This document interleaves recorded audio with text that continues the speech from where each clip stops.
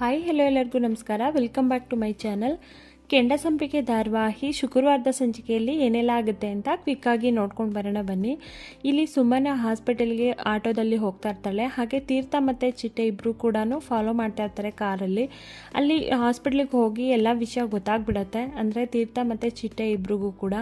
ಆಗ ತುಂಬಾ ನೋವಾಗುತ್ತೆ ತೀರ್ಥಂಗೆ.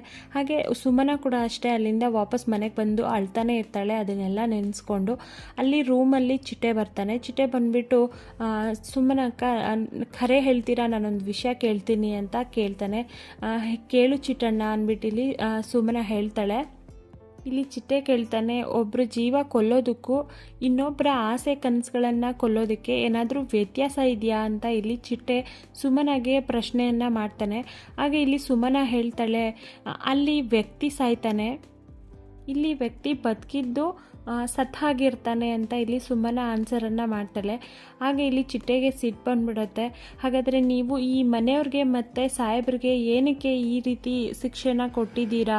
ನಿಮಗೆ ಅಬಾರ್ಷನ್ ಆಗಿರೋ ವಿಷಯನ ನೀವು ಯಾಕೆ ಹೇಳಲಿಲ್ಲ?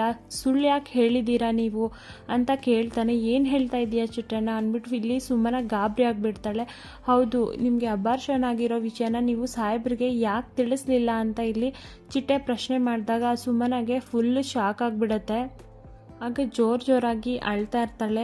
ಈ ವಿಷಯ ಹೇಗೆ ಗೊತ್ತಾಯಿತು ಚಿಟ್ಟೆಗೆ ಅಂತ ಫುಲ್ಲು ಶಾಕಿಂದ ಮತ್ತೆ ಇದು ಮಾಡ್ತಾಳೆ. ಆಗ ಮತ್ತೆ ಕೇಳ್ತಾಳೆ, ನಿಮಗೆ ಹೇಗೆ ವಿಷಯ ಗೊತ್ತಾಯಿತು ಅಂದಾಗ ಇಲ್ಲಿ ಚಿಟ್ಟೆ ಹೇಳ್ತಾನೆ, ನಮಗೆಲ್ಲ ವಿಷಯನೂ ಗೊತ್ತಾಯಿತು, ನಾವು ಫಾಲೋ ಮಾಡಿ ಎಲ್ಲ ತಿಳ್ಕೊಂಡ್ವಿ, ನೀವು ತುಂಬಾ ದೊಡ್ಡ ತಪ್ಪು ಮಾಡಿಬಿಟ್ರಿ ಅಂತ ಹೇಳ್ಬಿಟ್ಟು ಇಲ್ಲಿ ಚಿಟ್ಟೆ ಹೇಳ್ತಾನೆ.